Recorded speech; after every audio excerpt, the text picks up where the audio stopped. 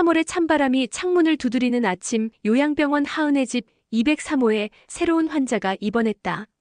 장인숙 76세. 검은색 고급 승용차에서 내린 그녀의 모습은 여전히 우아했다. 회색 머리카락이 단정하게 올려져 있었고 비싼 천으로 만든 한복 저고리는 세월의 무게를 품고도 기품을 잃지 않았다. 어머님, 이쪽이 어머님의 병실입니다. 간병인의 안내를 받으며 인숙은 천천히 복도를 걸었다. 관절염으로 인한 통증 때문에 지팡이에 의존해야 했지만 그녀의 등은 여전히 곧았다. 상류층에서 자란 습관은 몸이 불편해진 지금도 변하지 않았다. 병실 문을 열자 창가 쪽 침대에 누워있던 노인이 고개를 돌렸다. 이문석, 78세. 한때 중학교에서 국어를 가르쳤던 그는 뇌졸중 후유증으로 반신마비가 된 채 이곳에서 지내고 있었다. 그의 눈에는 여전히 지성인의 빛이 남아있었지만 어딘가 깊은 그늘이 드리워져 있었다. 안녕하세요. 인숙이 먼저 인사를 건넸다. 목소리는 차분했지만 새로운 환경에 대한 긴장감이 살짝 묻어났다. 반갑습니다. 앞으로 같은 방을 쓰게 될 이문석입니다. 문석은 침대에서 상체를 일으키려 했으나 몸이 말을 듣지 않았다. 인숙은 그의 모습을 보며 마음이 아팠다. 나이가 들어간다는 것, 몸이 불편해진다는 것의 서러움을 너무나 잘 알고 있었기 때문이다. 첫 며칠은 서로 조심스럽게 거리를 두며 지냈다.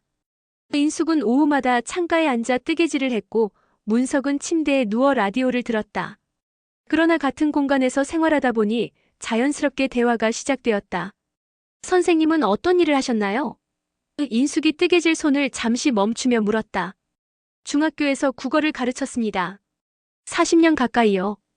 문석의 목소리에는 자부심과 함께 쓸쓸함이 섞여 있었다. 아, 선생님이셨군요. 저희 아이들도 학교 다닐 때 국어 선생님을 정말 좋아했었는데. 인숙은 잠시 추억에 잠겼다. 저는 그냥 주부였습니다. 남편 뒷바라지하며 아이들 키우는 게 전부였어요. 문석은 인숙의 말투와 분위기에서 교양 있는 집안 출신임을 짐작할 수 있었다. 단정한 말씨, 우아한 손짓, 그리고 무엇보다 자연스럽게 풍기는 기품이 그것을 말해주고 있었다. 자녀분들은 자주 오시나요? 문석이 조심스럽게 물었다. 글쎄요. 바쁘시죠? 다들 각자 생활이 있으니까요. 인숙의 미소에는 씁쓸함이 스며 있었다. 실제로는 자식들과의 관계가 그리 좋지 않았다. 남편이 돌아가신 후 재산 문제로 다툼이 있었고 그 이후로 연락이 뜸해졌다. 시간이 지나면서 두 사람은 서로의 일상을 나누게 되었다. 인숙은 문석에게 차를 끓여주었고 문석은 인숙에게 책을 읽어주었다. 병원의 단조로운 일상 속에서 작은 즐거움들이었다. 어느 날 오후 인숙은 문석이 창밖을 바라보며 깊은 한숨을 쉬는 모습을 보았다. 창밖에는 병원 정원의 회색빛 나무들이 보였다. 아직 봄이 오지 않은 3월의 풍경이었다. 무슨 생각을 그렇게 깊이 하세요? 인숙이 물었다. 그냥 세월이 참 빠르다는 생각을 했습니다. 벌써 3월이네요. 예전 같으면 새학기 준비로 바빠야 할 시간인데. 문석의 목소리에는 그리움이 묻어 있었다. 선생님은 학생들을 정말 사랑하셨나 봐요. 그랬죠. 가르치는 일이 천직이라고 생각했었거든요. 문석은 잠시 말을 멈춘 후 계속했다. 물론 마지막은 그리 좋지 않았지만요. 인숙은 문석의 마지막 말이 무슨 뜻인지 궁금했지만 더 묻지는 않았다. 누구에게나 말하기 어려운 과거가 있다는 것을 알고 있었기 때문이다. 그날 밤 인숙은 잠들기 전에 문석을 바라보았다. 침대에 누워 천장을 바라보는 그의 모습에서 깊은 외로움을 느꼈다. 그리고 자신도 마찬가지라는 것을 깨달았다. 화려했던 과거, 큰 집, 많은 사람들에 둘러싸여 살았지만 결국 이곳에 혼자 와 있는 자신의 모습이 창밖으로 보이는 정원의 나무들이 바람에 흔들리고 있었다. 아직은 잎이 나지 않은 앙상한 가지들이었지만 곧 봄이 오면 새순이 돋을 것이다. 인숙은 그 나무들을 보며 희미한 기대감을 느꼈다. 이곳에서의 생활이 그리고 문석과의 만남이 자신에게도 새로운 시작이 될 수 있을까 하는.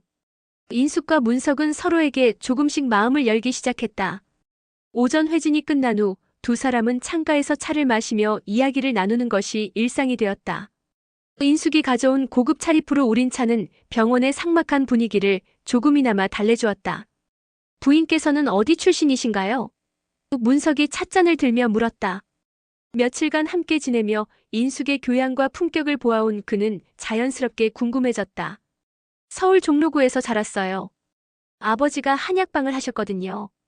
그때는 제법 큰 규모였죠. 인숙은 옛 기억을 더듬으며 말했다. 결혼해서는 강남구에서 살았고요. 아, 그러셨군요. 저는 충청도 시골 출신입니다. 어려서 서울로 나와 공부했죠. 문석도 자신의 이야기를 털어놓았다.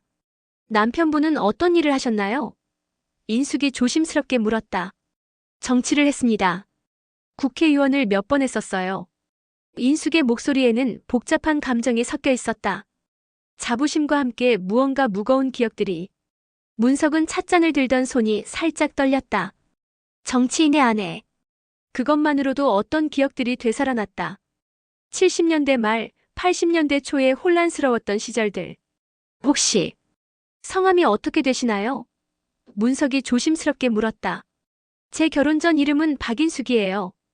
결혼해서는 장인숙이 되었고요. 남편 성이 장씨였거든요. 문석의 얼굴이 순간 하얗게 변했다. 장인숙, 박인숙. 그 이름들은 그의 기억 속에서 50년 전의 악몽을 불러일으켰다. 찻잔이 그의 손에서 미끄러져 바닥에 떨어졌다. 어머, 괜찮으세요? 인숙이 놀라며 일어나려 했다. 아, 아닙니다. 괜찮습니다.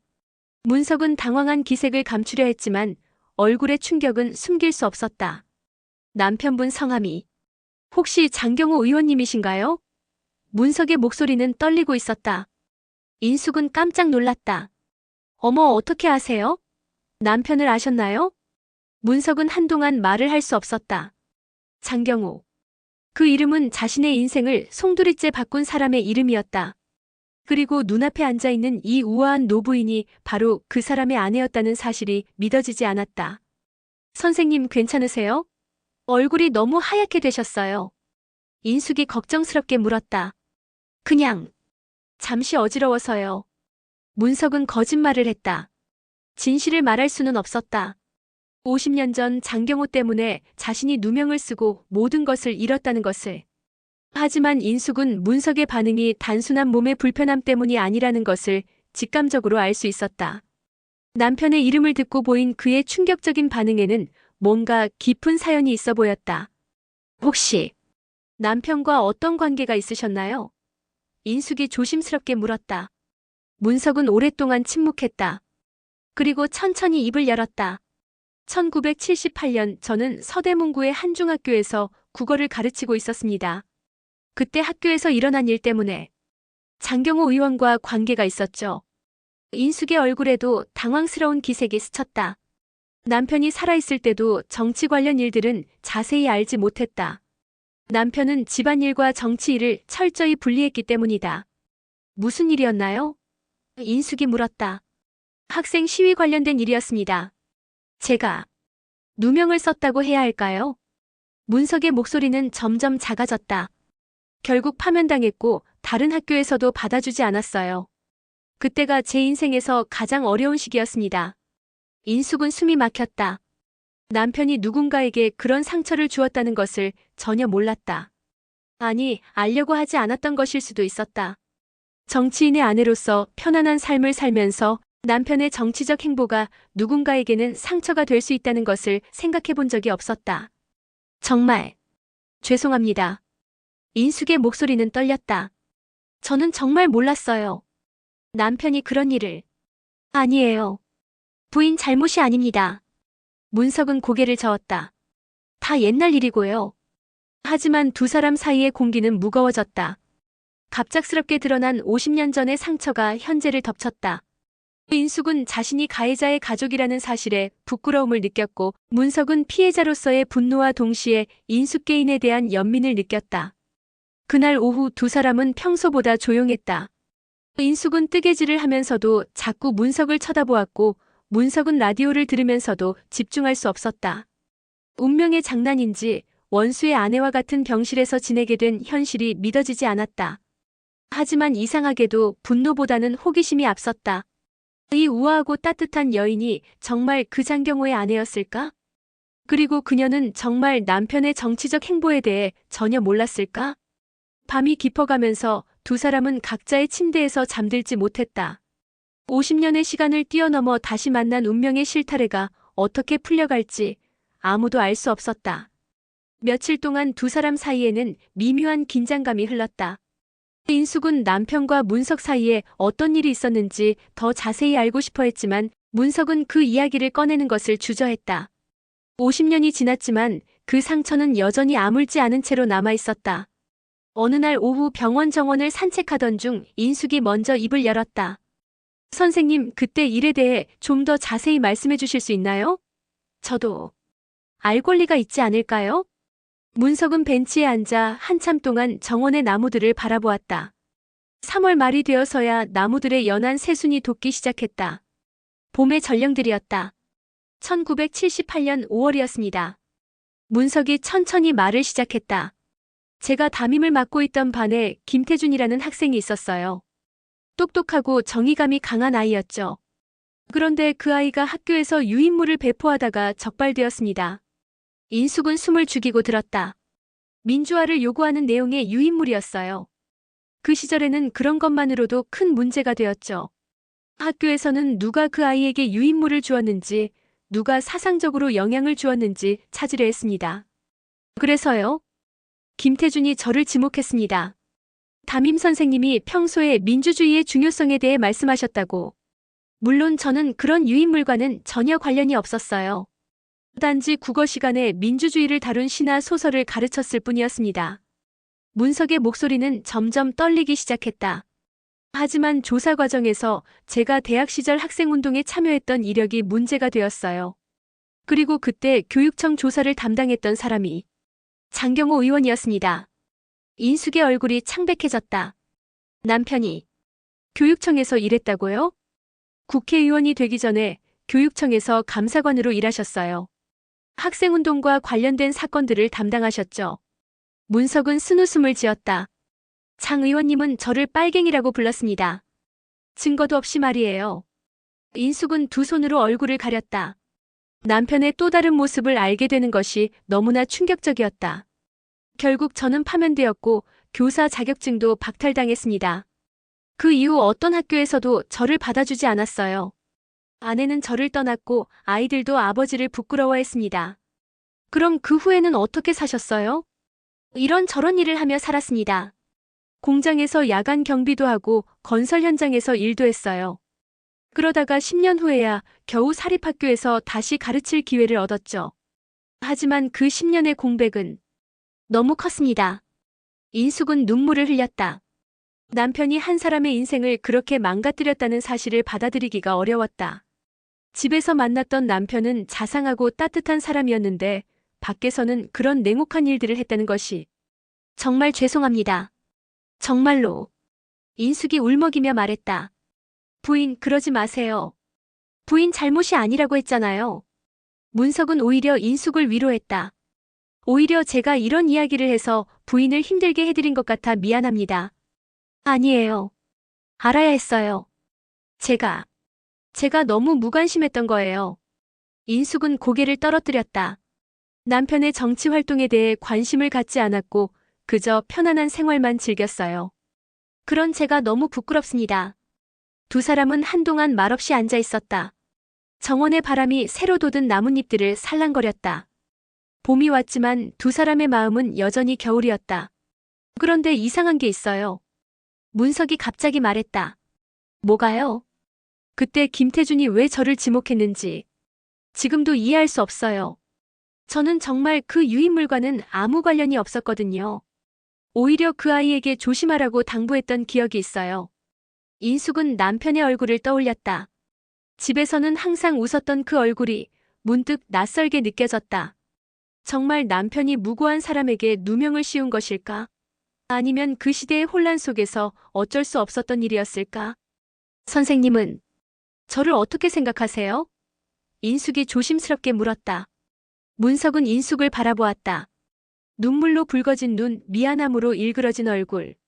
그녀는 분명 가해자의 가족이었지만 동시에 또 다른 피해자이기도 했다. 진실을 모른 채 살았던 피해자. 원망하지 않습니다. 문석이 조용히 말했다. 부인은 좋은 분이세요. 그리고 이것도 운명인 것 같아요. 50년 만에 이렇게 만나게 된 것도. 인숙은 문석의 말에 더욱 눈물을 흘렸다. 원망을 받아 마땅한 자신에게 보여주는 그의 관용이 더욱 마음을 아프게 했다. 그날 밤 두 사람은 각자의 침대에서 50년 전을 되돌아보았다. 하나는 가해자로서, 하나는 피해자로서. 그리고 둘 다 세월의 무게에 지친 노인으로서. 진실은 무엇이었을까? 그리고 이제 와서 그 진실을 찾는 것이 의미가 있을까? 창밖으로 보이는 정원의 나무들이 밤바람에 흔들리고 있었다. 봄이 와도 아직 추위는 남아 있었다. 4월이 되자 병원 정원에는 진짜 봄이 찾아왔다. 개나리가 노란 꽃을 피웠고 벚나무에는 연분홍 꽃봉오리들이 맺혔다. 인숙과 문석도 처음의 충격을 넘어서 조금씩 서로를 이해해가고 있었다. 진실을 알게 된 후 인숙은 오히려 문석에게 더욱 친절해졌다. 매일 아침 정성스럽게 차를 끓여주었고 문석이 좋아할 만한 책들을 도서관에서 빌려다 읽어주었다. 문석 역시 인숙의 진심을 느끼며 마음의 문을 조금씩 열어갔다. 오늘은 날씨가 참 좋네요. 인숙이 창가에서 차를 우리며 말했다. 그러게요. 정원 산책이라도 하면 좋을 텐데. 문석이 휠체어를 바라보며 아쉬워했다. 제가 휠체어를 밀어드릴까요? 그럴 수 있나요? 부인께서도 다리가 불편하신데.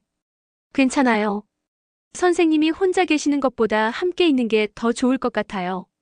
그렇게 두 사람은 함께 정원을 거닐기 시작했다. 인숙이 휠체어를 밀고 문석은 봄꽃들을 바라보며 옛날 시를 읊어주었다. 다른 환자들이나 보호자들이 보기에는 사이좋은 노부부 같았다. 벚꽃이 참 예쁘네요. 인숙이 말했다. 저는 예전에 학생들과 함께 벚꽃 구경을 자주 했었어요. 봄 소풍으로요. 문석의 목소리에 그리움이 묻어 있었다. 학생들이 많이 그리우시겠어요. 그럼요. 가르치는 일이 천직이었는데 그 일로 그만두게 되어서 정말 아쉬웠어요. 인숙은 다시 미안한 마음이 들었다. 하지만 이제는 그 미안함을 다른 방식으로 표현하고 싶었다. 과거를 바꿀 수는 없지만 현재의 문석에게는 위로가 되어줄 수 있을 것 같았다. 그때 정원 한쪽에서 익숙한 목소리가 들렸다. 문석이 형님 아닌가? 휠체어를 탄 한 노인이 다가왔다. 한병규 75세. 파킨슨병을 앓고 있는 그는 문석과 같은 시기에 입원한 환자였다. 젊은 시절 공무원으로 일했던 그는 문석과 비슷한 나이라는 공통점으로 친해진 사이였다. 병규 씨, 안녕하세요. 문석이 반갑게 인사했다. 병규는 문석 옆에 있는 인숙을 보며 눈을 크게 떴다. 우아한 자태와 고급스러운 옷차림의 인숙이 인상적이었다. 이분은? 병규가 호기심 어린 눈으로 물었다. 같은 병실을 쓰는 장인숙 여사님입니다. 문석이 소개했다. 아, 안녕하세요. 한병규입니다. 병규는 특유의 사교적인 미소를 지으며 인사했다. 부인께서 참 품이 있으시네요. 어디 출신이세요? 서울에서 살았습니다. 인숙이 단정하게 대답했다. 아, 서울 토박이시군요. 저도 서울에서 오래 살았어요. 혹시 남편분은 어떤 일을 하셨나요? 정치를 했었어요. 고인이 되셨지만요. 병규의 눈이 번쩍였다. 정치요? 혹시 성함이? 장경호입니다. 병규의 얼굴이 순간 굳어졌다가 이내 놀라운 표정으로 변했다. 어머나, 장경호 의원님 부인이시라고요? 제가 장 의원님을 잘 알고 있었는데.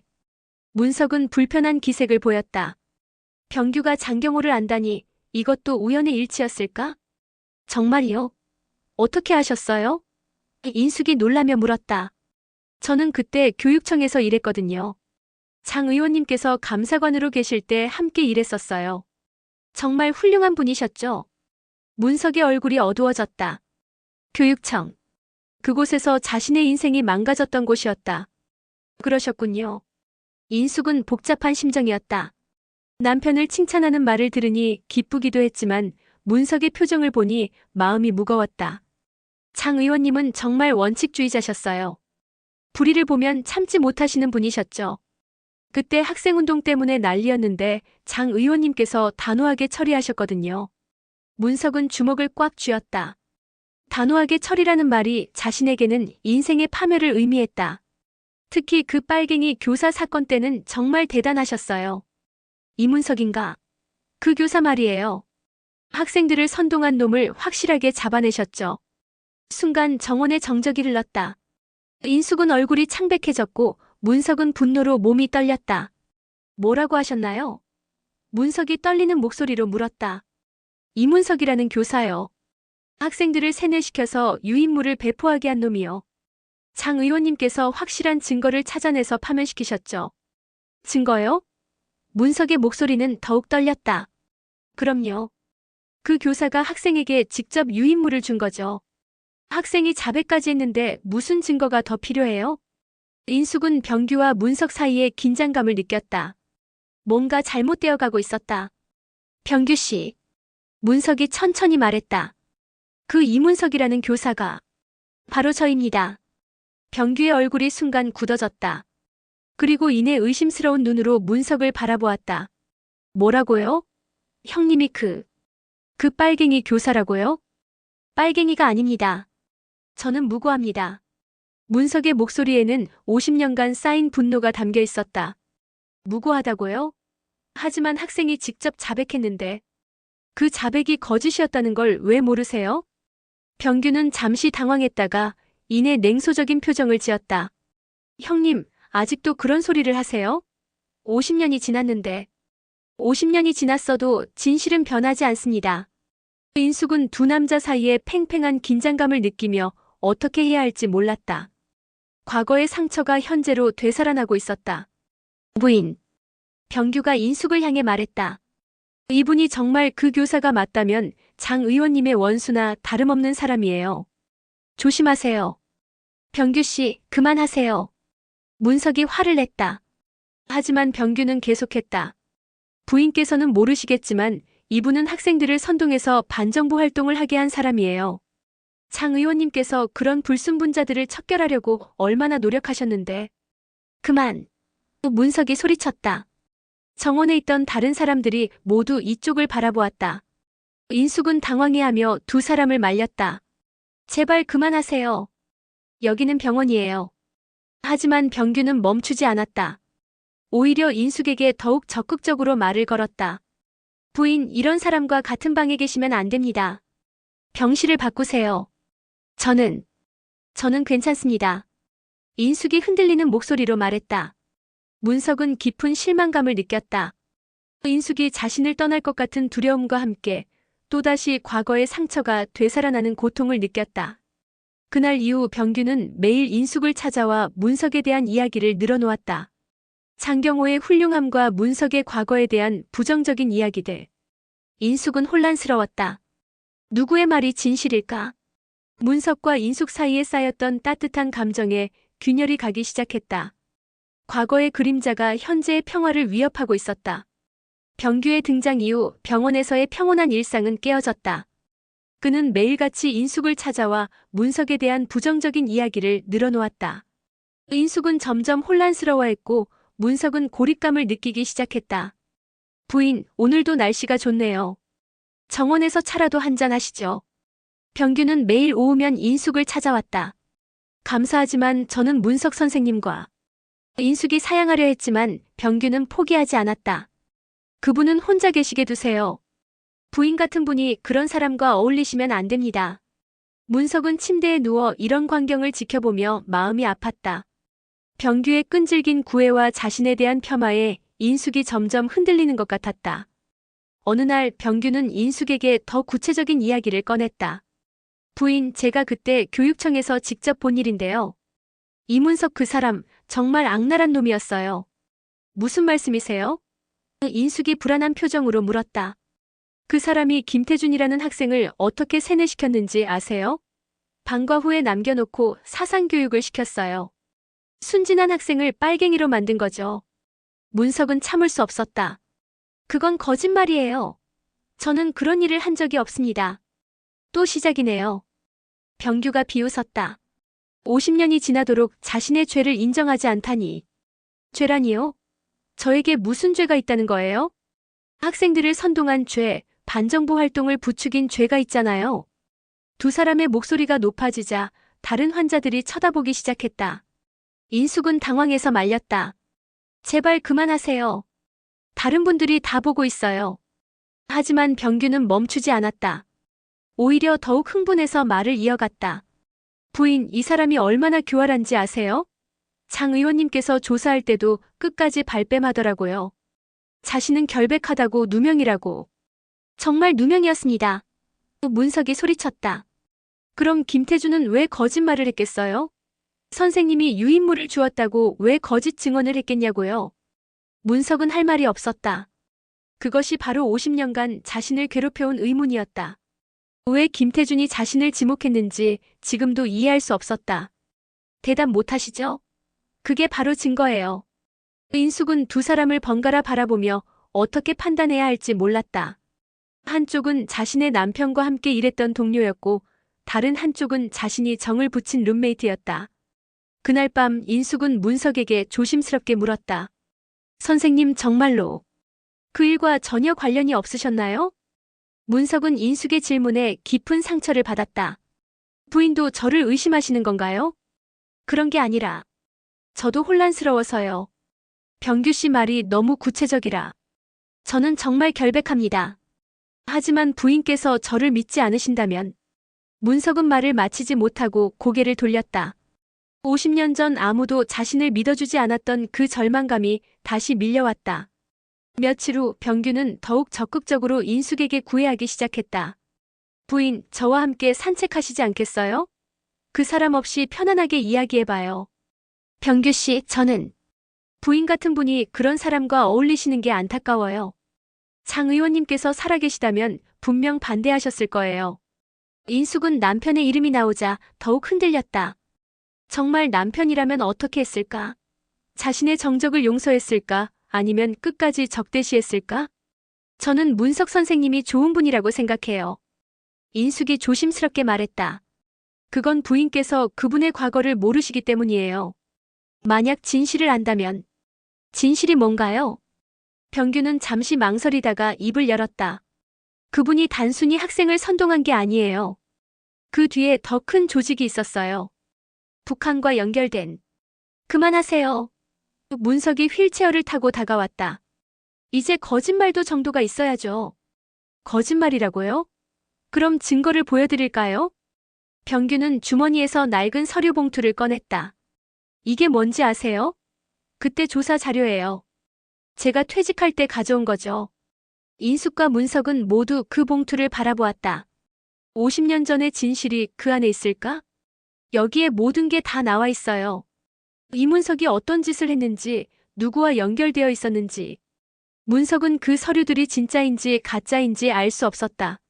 하지만 인숙의 표정을 보니 자신에 대한 의심이 더욱 깊어지는 것 같았다. 부인. 병규가 인숙의 손을 잡았다. 이런 사람과 함께 계시면 안 됩니다.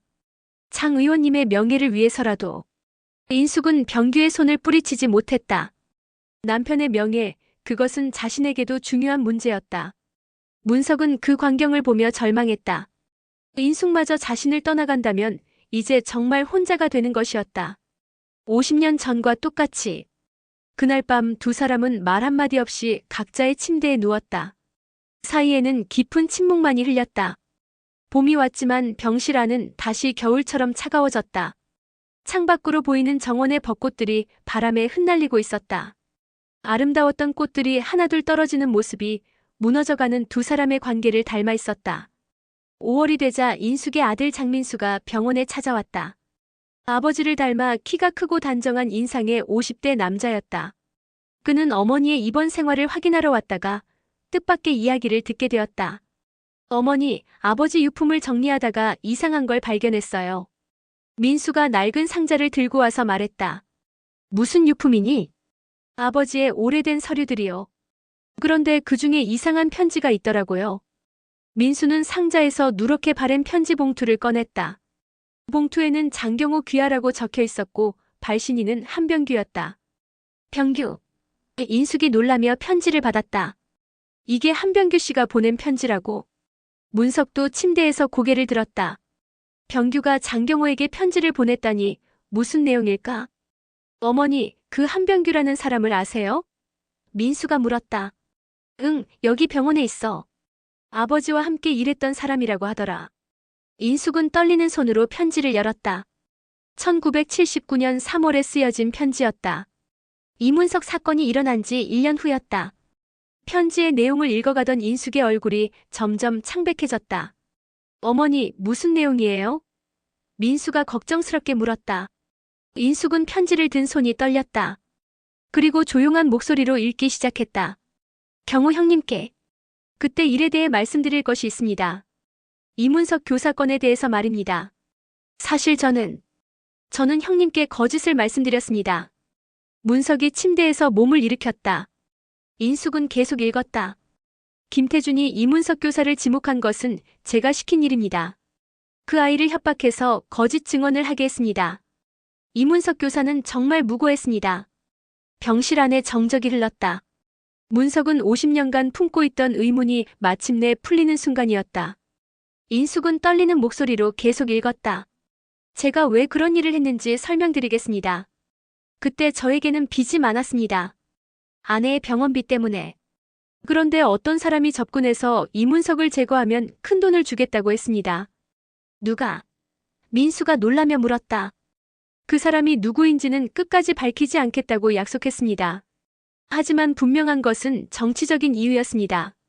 이문석이 진짜 빨갱이여서가 아니라 다른 이유로. 문석은 주먹을 꽉 쥐었다.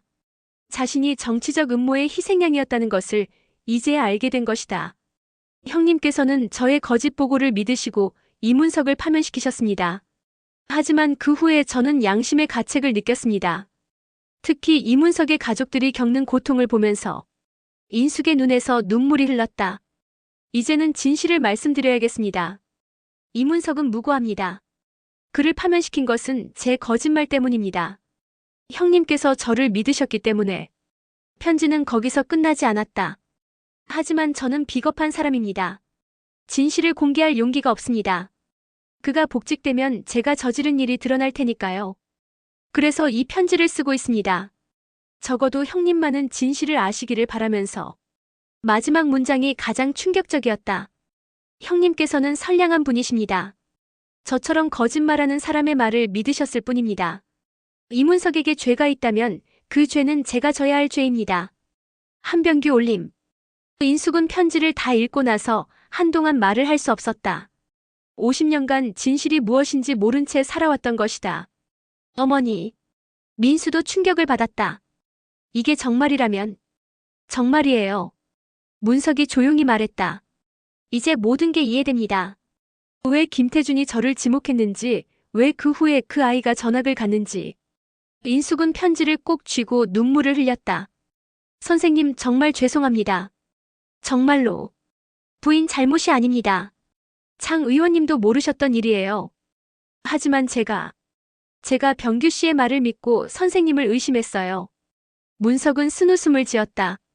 그럴만했어요. 50년간 진실이 묻혀 있었으니까요. 민수가 어머니를 바라보았다. 어머니, 이 편지를 아버지가 보셨을까요? 모르겠다. 하지만 아마 보셨을 거야. 아버지는 이런 편지를 그냥 넘기실 분이 아니었거든. 그렇다면 장경호는 진실을 알고 있었을 것이다. 하지만 왜 문석을 복직시키지 않았을까? 왜 진실을 공개하지 않았을까? 아버지도 어려운 상황이셨을 거야. 인숙이 조용히 말했다. 이미 파면시킨 교사를 다시 복직시키려면 정치적으로 큰 파장이 있었을 테니까. 문석은 고개를 끄덕였다. 그 시대의 현실을 이해할 수 있었다. 진실을 알았어도 쉽게 바로잡을 수 없는 상황들이 있었을 것이다. 그런데 병규 씨는 왜 아직도 거짓말을 하고 있는 거죠? 민수가 의문을 제기했다. 아마도. 문석이 말했다. 자신의 죄를 끝까지 숨기고 싶어서일 거예요. 인숙은 편지를 다시 바라보았다. 50년 전의 진실이 이제야 밝혀졌지만 그 시간들은 되돌릴 수 없었다. 문석이 겪었던 고통, 가족들이 받았던 상처들. 선생님. 인숙이 눈물을 흘리며 말했다. 저는 어떻게 해야 할까요? 문석은 인숙을 바라보았다. 그녀의 눈에서 진심 어린 후회와 미안함을 볼 수 있었다.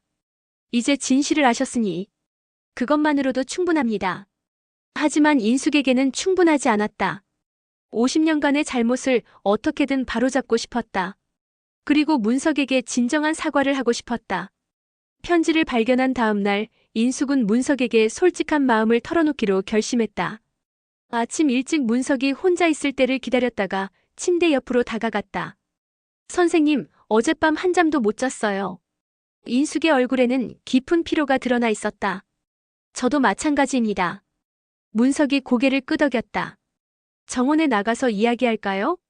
여기서는 다른 환자분들이. 두 사람은 조용히 병원 정원으로 나갔다. 5월의 아침 공기는 싱그러웠고 장미꽃들이 막 피기 시작하고 있었다. 인숙은 문석의 휠체어를 밀며 정원 깊숙한 곳으로 향했다. 작은 연못 옆 벤치에 도착하자 인숙은 문석 앞에 앉았다. 한동안 아무 말도 할 수 없었다. 50년간 모르고 있었던 진실의 무게가 너무나 무거웠다. 선생님. 인숙이 떨리는 목소리로 말을 시작했다. 저는 어떻게 사과해야 할지 모르겠어요. 부인. 아니에요. 들어주세요. 인숙이 문석의 말을 막았다. 저는 50년 동안 진실을 모르고 살았어요. 남편이 어떤 일을 했는지, 그 일로 누가 상처받았는지 아무것도 모르고 편안하게 살았어요. 문석은 조용히 인숙의 이야기를 들었다. 물론 남편도 병규 씨에게 속은 거겠지만 결과적으로는 선생님의 인생을 망친 거잖아요.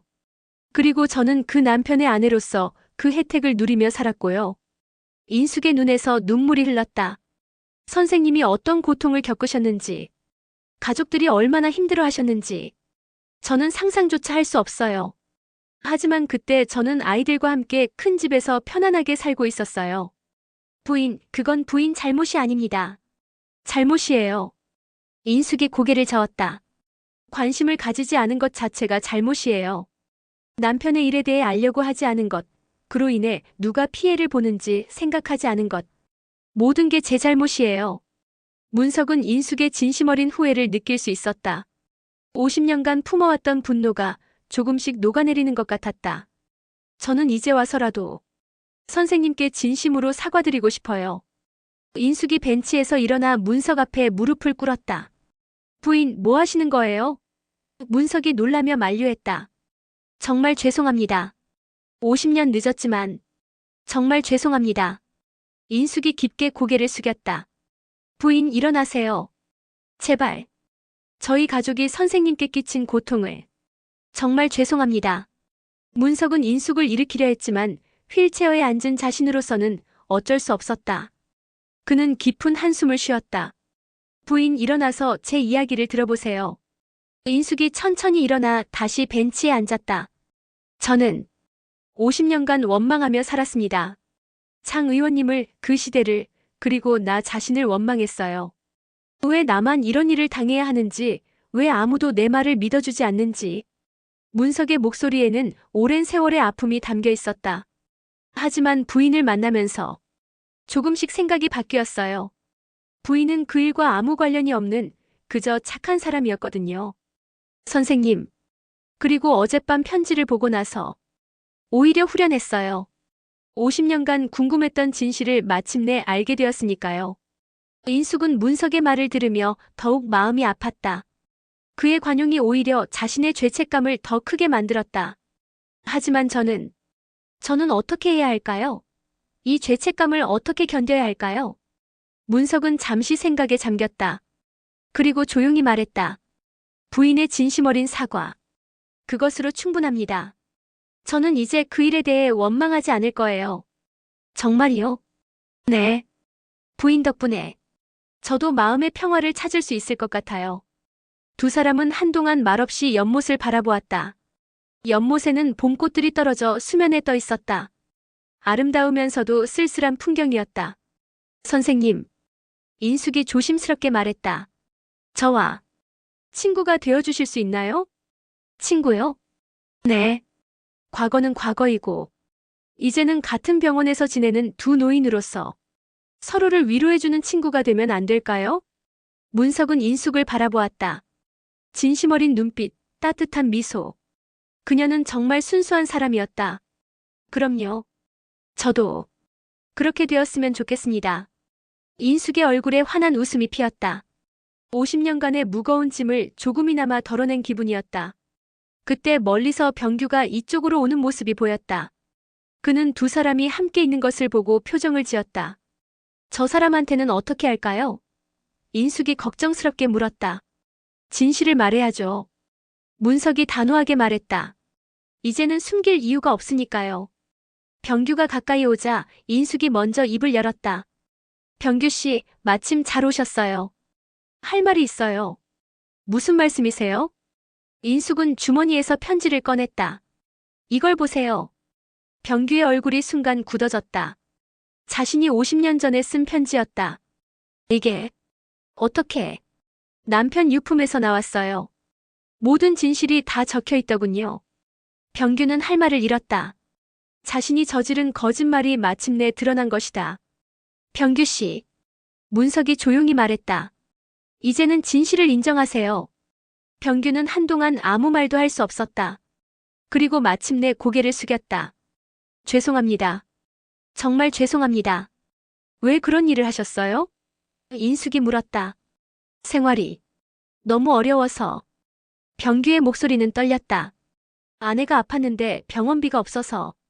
그래서 그 제안을 받아들였어요. 50년 동안 거짓말을 하시면서 괴롭지 않으셨어요? 괴로웠어요. 매일 밤마다. 하지만 이제 와서 진실을 말하면 제가 어떻게 될지. 문석은 병규를 바라보았다. 미움보다는 연민이 들었다. 그도 어려운 상황에서 잘못된 선택을 한 것이었다. 이제라도 진실을 말씀하신 것으로 충분합니다. 문석이 관용을 베풀었다. 병규는 눈물을 흘렸다. 50년간 짊어지고 살았던 죄책감이 마침내 터져나왔다. 그날 오후 세 사람은 정원에서 진솔한 대화를 나누었다. 과거의 상처와 오해가 조금씩 치유되어 가고 있었다. 인숙은 문석의 손을 잡았다. 선생님, 앞으로는 제가 선생님의 친구가 되어드릴게요. 문석도 인숙의 손을 꼭 잡았다. 저도 부인의 친구가 되겠습니다. 두 사람의 손을 잡은 모습을 보며 병규도 조금이나마 마음의 평화를 찾는 것 같았다. 진실이 밝혀진 것이 모든 사람에게 해방감을 가져다 준 것이다. 회색빛 정원에 따뜻한 봄바람이 불었다. 50년간 얼어붙었던 마음들이 마침내 녹기 시작하고 있었다. 6월이 되자 병원에는 완연한 여름이 찾아왔다. 하지만 인숙과 문석에게는 인생의 마지막 봄이 와 있었다. 진실이 밝혀진 후 두 사람은 더욱 가까워졌다. 매일 함께 산책을 하고 차를 마시며 이야기를 나누는 것이 일상이 되었다. 병규도 진실을 털어놓은 후 많이 변했다. 예전처럼 거짓된 모습을 보이지 않고 조용히 자신의 죄책감과 마주하며 지내고 있었다. 때로는 문석에게 진심 어린 사과를 하기도 했다. 어느 날 아침 인숙은 문석에게 특별한 제안을 했다. 선생님, 오늘 병원에서 작은 음악회가 있다고 하더라고요. 정원에서 하는 야외 음악회래요. 음악회요? 네. 지역 봉사단체에서 오셔서 클래식 연주를 해주신다고 해요. 함께 들으러 가실래요? 문석은 기꺼이 동의했다. 오랫동안 음악을 제대로 들어본 적이 없었다. 오후 3시 병원 정원에는 작은 무대가 설치되어 있었다. 환자들과 보호자들이 하나둘씩 모여들었다. 인숙은 문석의 휠체어를 밀고 정원 한쪽 좋은 자리를 잡았다. 날씨가 정말 좋네요. 인숙이 하늘을 바라보며 말했다. 그러게요. 이런 날씨에 야외에서 음악을 듣다니. 꿈 같습니다. 연주가 시작되었다. 바이올린과 첼로 그리고 피아노의 아름다운 선율이 정원에 울려 퍼졌다. 슈베르트의 세레나데였다.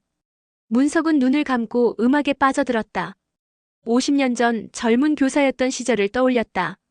그때도 이런 아름다운 음악을 학생들과 함께 들었던 기억이 났다. 인숙도 조용히 음악을 들으며 남편을 생각했다. 남편도 클래식을 좋아했었다. 가끔 집에서 레코드를 틀어놓고 함께 듣곤 했었는데 두 번째 곡은 바흐의 골드베르크 변주곡 중 일부였다. 잔잔하면서도 깊이 있는 선율이 마음을 편안하게 해주었다. 선생님. 인숙이 작은 목소리로 말했다. 네. 선생님께 말씀드리고 싶은 게 있어요. 문석은 고개를 돌려 인숙을 바라보았다. 사실은 저도 외로웠어요. 남편이 돌아가신 후에 정말 혼자였거든요. 아이들도 각자 바쁘고 친구들도 하나둘 세상을 떠나고 저도 마찬가지였어요. 그런데 선생님을 만나면서 마음이 따뜻해졌어요. 처음에는 죄책감 때문에 그런 줄 알았는데 지금은 정말 선생님이 좋아서예요. 문석의 마음도 따뜻해졌다. 저도 부인 덕분에 마음의 평화를 찾았어요. 세 번째 곡이 시작되었다. 모차르트의 클라리넷 협주곡 2악장이었다. 애달프면서도 아름다운 선율이 두 사람의 마음을 울렸다. 선생님 혹시? 인숙이 조심스럽게 말했다. 저희가 서로의 마지막 친구가 되어주면 안 될까요? 마지막 친구요? 네. 이 나이에 새로운 친구를 사귀기는 어렵잖아요. 서로 의지하며 남은 시간을 보내면 어떨까 해서요. 문석은 인숙의 손을 바라보았다. 주름이 가득하지만 여전히 따뜻한 손이었다. 저도 그렇게 되었으면 좋겠습니다. 인숙은 자연스럽게 문석의 손을 잡았다. 문석도 그 손을 꼭 잡았다. 50년간의 원망과 상처가 모두 사라지고 오직 따뜻한 마음만이 남았다. 마지막 곡은 드보르자크의 신세계 교향곡 2악장이었다. 고향에 대한 그리움을 담은 아름다운 선율이 정원에 울려 퍼졌다. 두 사람은 손을 잡은 채 음악을 들었다. 다른 사람들이 보기에는 오랫동안 함께한 부부처럼 보였다. 실제로 그들의 마음도 그와 비슷했다. 이 음악 참 좋네요. 문석이 중얼거렸다. 네. 마치 우리 이야기 같아요. 인숙이 대답했다. 우리 이야기요? 힘들었던 과거에서 벗어나서 새로운 곳으로 가는 이야기 말이에요. 문석은 고개를 끄덕였다. 정말 그런 것 같았다. 50년간의 어두운 터널을 지나서 마침내 밝은 곳으로 나온 기분이었다. 음악회가 끝나고 사람들이 하나둘 돌아갔지만 두 사람은 여전히 정원에 남아 있었다. 해가 지면서 정원에는 은은한 노을빛이 내려앉았다. 선생님 감사해요. 인숙이 말했다. 뭘 감사해요? 저를 용서해 주셔서. 그리고 친구가 되어 주셔서. 저야말로 감사해요. 부인 덕분에 마음의 평화를 찾았으니까요. 멀리서 병규가 이쪽을 바라보고 있었다. 그의 얼굴에는 부러움과 함께 평화로운 미소가 떠 있었다. 자신도 진실을 털어놓은 후 마음이 훨씬 편해졌다. 저희도 저분과 화해했으니. 인숙이 병규를 바라보며 말했다. 모든 게 제자리를 찾아가는 것 같아요. 두 사람은 손을 잡은 채 노을을 바라보았다. 회색빛이었던 그들의 인생에도 마침내 따뜻한 색깔이 입혀지고 있었다. 카메라는 천천히 멀어져 갔다. 정원의 벤치에 앉아 손을 잡고 있는 두 노인의 모습이 점점 작아져 갔다. 그들 주위로는 여전히 아름다운 꽃들이 피어 있었고 따뜻한 바람이 불고 있었다. 50년간 얼어붙었던 마음들이 마침내 녹았다. 그리고 그들의 회색 정원에도 마침내 봄이 찾아왔다. 인생의 마지막 봄이었지만 그 어떤 봄보다도 따뜻하고 아름다운 봄이었다. 끝으로 문석이 조용히 중얼거렸다. 봄이 왔네요. 정말로. 인숙도 고개를 끄덕이며 대답했다. 네. 우리에게도 마침내 봄이 왔어요. 두 사람의 이야기는 이렇게 끝났다. 상처와 원망으로 시작된 만남이 용서와 사랑으로 끝나는 아름다운 인생의 마지막 장이었다.